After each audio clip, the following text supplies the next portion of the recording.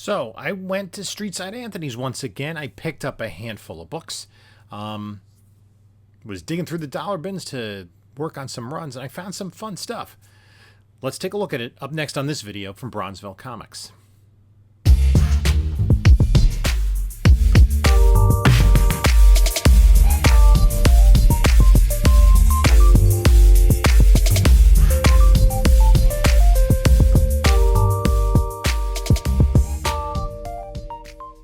Hey there, panelologists. This is Jim from Bronzeville Comics coming to you with another video. And please like, comment, subscribe. Check out the description of this video for links to my eBay store, my email, this is my YouTube, my Instagram, my whatnot. We're getting close to 6,000 subscribers. I still own the 5,000 subscriber giveaway. I just haven't been able to get organized to that spot of my basement just yet. Anyway, it was a Saturday. The Meadowlands flea market wasn't going on. I didn't find any interesting garage sales, but I wanted to get out there and just, find some comic books, and more so just interact with members of the community. I found somebody there who's at Streetside Anthony's often, and I had a book for him, so I was able to get him that book. That was pretty cool. But we had, it's kind of the batch of the usual suspects, and you just spend time talking about comic books. So I was digging through the dollar bins because I had time, and it's kind of fun too. And I just pulled out my CLZ and started finishing some runs. Now, I didn't pick up any high dollar books. I didn't find, ASM 5 for $5 or anything like that. But I did grab a couple of issues of Orion. Now, this is an interesting series. Walt Simonson did the book, and then there's a backup feature with art by Eric Larson. And then number 7, which is also by Walt Simonson, the backup is by Howard Chaykin. So those are going into my box. This is Captain Atom number 1. This is a pretty sharp copy. This is worth a little bit. There's been some rumors that Captain Atom will be coming to James Gunn's going to be using him. Who knows? I picked up, this is a very minor key, Batman and the Outsiders number 31. This is the first appearance of Looker. Is Looker going to come to the DCU? I doubt it. But a nice little minor key. Then there was nearly a complete run, and I've been working on this, and now I'm really close, of Booster Gold. Didn't have 1 or 2, but it had 3. It was missing a couple other issues. I think it had 21 of the 25 issues. And there's some fun stuff in here. I had never collected this back in the day, but these are all pretty nice. There's a Legion crossover. That's pretty cool. What else do we have? There's another interesting book that this one with the negative space cover. So those are just going on the PC because I do want to read those books. Had some countdown. It was, where is it? I was missing a couple of these issues. Arena 4 and 4 Horsemen 5. I just went into CLZ. They weren't on my list. And then I don't think I got this entire series I picked up. It is all 5 issues of Crime Bible. Just hadn't picked that up at the time, so grab that. Then I grabbed this. This is The Death of Isis. No, The Death of Osiris. I'm sorry. That had a little bit of spec leading into the Black Adam film. Gotham by Gaslight. That's a nice little Batman book. And, of course, they just did this as a facsimile. And, right? Yeah, they did facsimile, did some more stories related to it. Detective Comics 599, the first appearance of Henri Ducard. So that's... And the other thing about this particular book is it's written by Sam Hamm, who wrote the screenplay to the 1989 Batman film. Not sure how many people are aware of that. This next book is very interesting. I'm actually going to take it out because it does have some significance that a lot of people aren't aware of. Sorry about the noise there. It is Invasion #1. This was the DC crossover for this particular year. For, was it 1990, I think? 89, 90. These characters were used in the Supergirl TV series at one point. But what makes this book interesting is, you know who did this cover? This is the cover by Todd McFarlane. And not only that, the interiors are all done by McFarlane. Now, the layouts are by Giffen, so it isn't as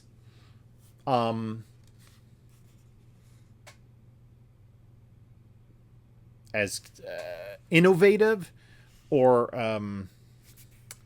daring as some of his work, like on Infinity Inc., but it's still definitely McFarlane.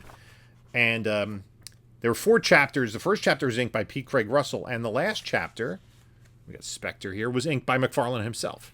So this is, I mean, I think a really underappreciated book. It's 80 pages of all McFarlane, entirely McFarlane art. The other 2 chapters were inked by Al Gordon and Joe Rubinstein. So, yeah, I mean, you know, it's got a bunch of different DC characters. It doesn't have the main characters. And he did do part of, you have a lot of different space characters like Gargox.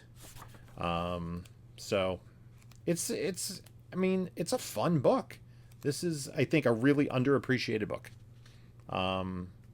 Considering, you know, the ravenous nature of McFarlane fans. And this book, it's a square-bound black cover, so it's harder to get in high grade, but it doesn't get graded. It's worth almost nothing. I actually can just maybe look this up real quick. Invasion 1. Right? You would think, because some of the Infinity Inc. stuff, the early McFarlane does. There are only 19 copies on the census. Although a 9.8 did sell earlier this year for $192. So,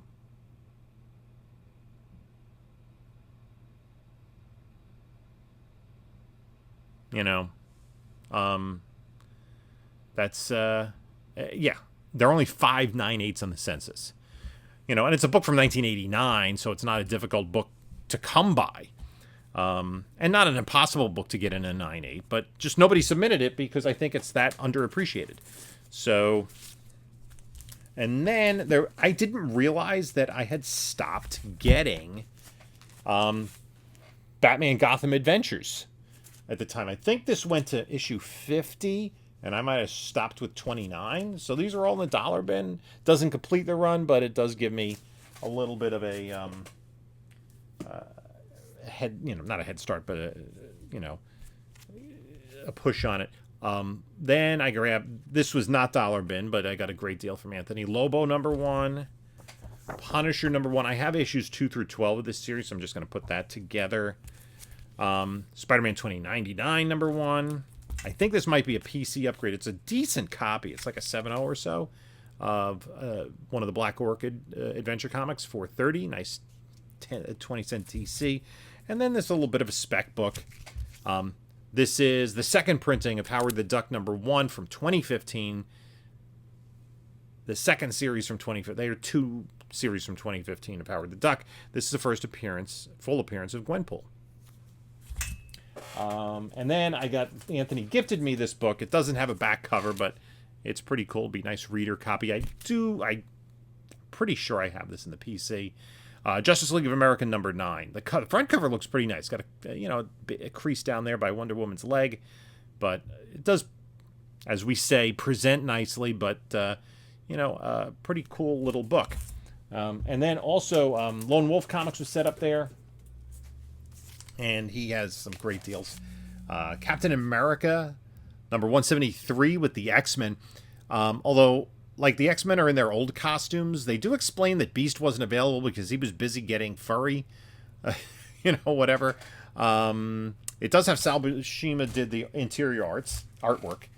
And then I picked up All-Star Squadron #25, the first appearance of Infinity Inc. This was a book that did hit some heights with the Black Adam movie, as Nuklon was in it, but it's got all these characters pretty much are first appearances. Jade, Obsidian, what's his name? Northwind, and Silver Scarab. I don't know. There's one of the characters not their first appearance. Maybe it's Fury. I grabbed this Adventure Comics 346. This is the first appearances of all 4 characters we see standing there on the cover. Nemesis Kid, Pharaoh Lad, Princess Projectra, and Karate Kid. Does have some mouth chew up there, but got a great deal on that. Marvel Premiere, number 13. Awesome Frank Bruner cover. Then with the Creature Commandos coming up, I grabbed a Frankenstein number 1. He's going to be in that series. Marvel 2-in-1 number 52. This is the first appearance of Crossfire. And then this was... I couldn't pass this up. It was just a curious thing. This is the Amazing World of DC Comics Special Edition celebrating Super DC Con 76. See, February 27th to the 29th at the Hotel Commodore in New York. I didn't get there. I would have been 9 years old at the time. But I was flipping through this. It's got some interesting articles. It's got a Superman story from the 50s. It's all black and white. That was published in like a cereal giveaway. They reprinted that. So, and then there's like E. Nelson Bridwell does a Q&A with the Earth 1 and Earth 2 Supermen. So, just kind of a fun little collection. And I had gotten in a collection a while back some really high-grade copies of those Amazing World of DC Comics books. And I'm like, I'd always seen them advertised in the comics in the 70s at the time, like you could mail away for them, but I never grabbed one. And I'm like, I got a few. They're magazine size, the regular editions. I got a few of them. Maybe I should collect that, but I haven't yet gone over the edge of that rabbit hole. And then this book I picked up, decent copy for a good price. I'm working on this run, which for like a handful of reasons, maybe 6 reasons, is a very difficult run to complete. And this is Showcase number 7. It's the first appearance of Angel and the Ape. Angel O'Day and Simeon Private Investigators. It was a goofy little story. They did have their own series briefly at this time, and this was when DC was kind of not sure what to do with Showcase and other things.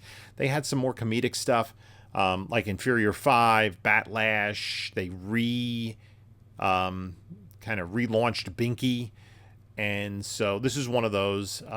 So my first experience with Angel and the Ape was when they were part of Showcase 100, which essentially brought together all the characters that had been in the first 99 issues, other than, they had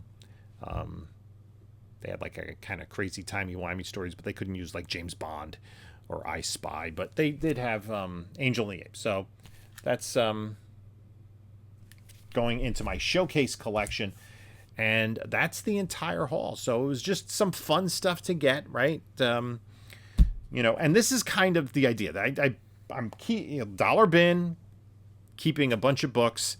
I think all told, I spent $110 today. And so potentially, if I resell a few of these, the ones that I already have copies of, etc., can I break even and then, basically have gotten the books for free, or at least come close to breaking even. That's kind of like the idea of letting the hobby fund itself. And although, there are some folks who are like, he's a flipper, I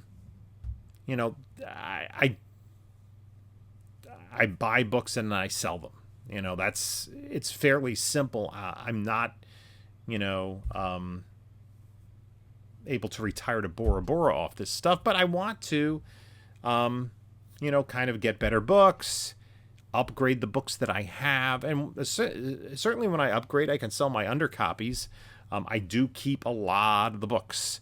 I think I got 60 books today. I'm probably keeping 40 of them or more. So I am, I keep increasing the size of the personal collection. And, you know, all stuff I want to read and I want to collect, I want to have. And you can see, you know, that is really the idea of the hobby. Is it great to get something that's worth a lot of money for not a lot of money? Sure. And, you know, those books are harder to find. And that's, you know, there is a rush in that, but it's, you know, for, I think a lot of collectors, and I think a lot of people that watch my channel agree with that, it's getting books that you want to have and you want to read and you want to appreciate the stories and, you know, that kind of trip back in time to when these books were first published, you know, especially when you're getting older stuff. So, and investment in these characters, you know, like, you know, you're getting backup stories, you know, Eric Larson, Howard Chaykin, Walt Simonson art. It's fun stuff.